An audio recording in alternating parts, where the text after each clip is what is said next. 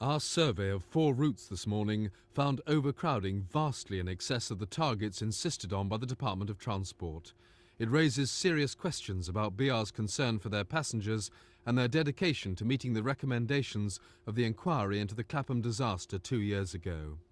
After the Clapham crash, BR agreed specific overcrowding maximums to be achieved from April 1990. They were announced in Parliament and set out in a letter from Transport Secretary Cecil Parkinson to the then Chairman Sir Bob Reid.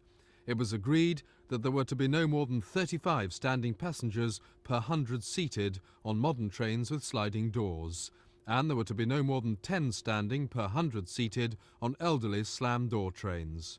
Recommendation 60 of the official report into the Clapham train disaster said BR shall ensure train loading criteria are achieved. BR publicly accepted this recommendation. These criteria were blatantly broken on the 4 routes we analysed today. Route 1, West Ealing to Paddington. The 808 from Greenford was a single coach with 65 seats. At most, there should be 6 standing. 80 were standing. Route 2, Willesden Junction to Euston. The 3-coach 810 should have had a maximum of 80 standing. In fact, 119 were without their seats. Route 3, Haringey to Moorgate.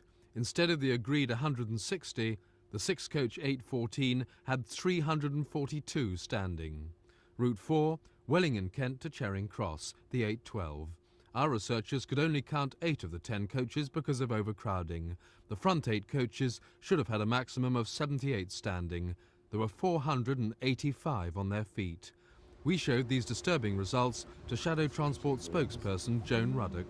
After the hidden inquiry into the Clapham rail crash, they committed themselves to putting their house in order and not allowing excessive overcrowding. They even told the Minister last August that they were already doing that.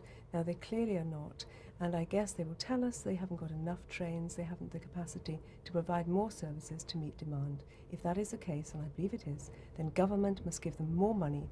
British Rail say new trains on order for 2 of the 4 lines and timetable changes will solve the overcrowding problems.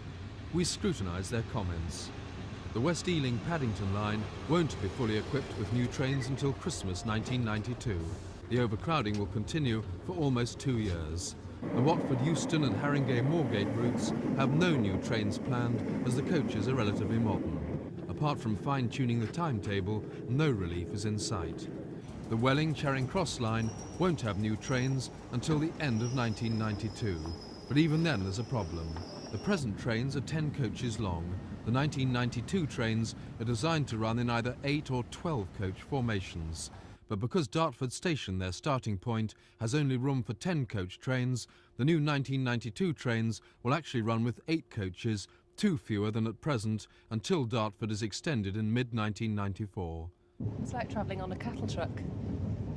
I think that if everyone's sitting down, then it would be much safer, because if there is any accidents, then at least we're cushioned by the seats instead of going head over heels on top of everyone, banging our heads on the ceilings, etc. A danger to passengers? Definitely.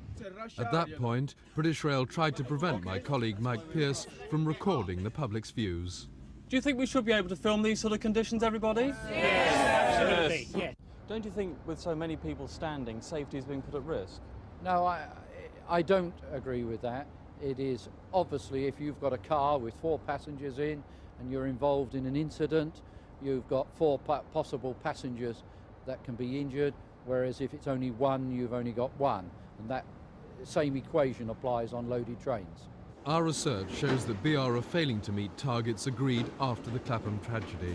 BR say new trains will solve the overcrowding, but many lines have no new trains planned, and some new trains will have fewer seats.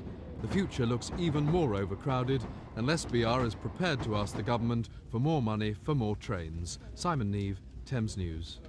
Is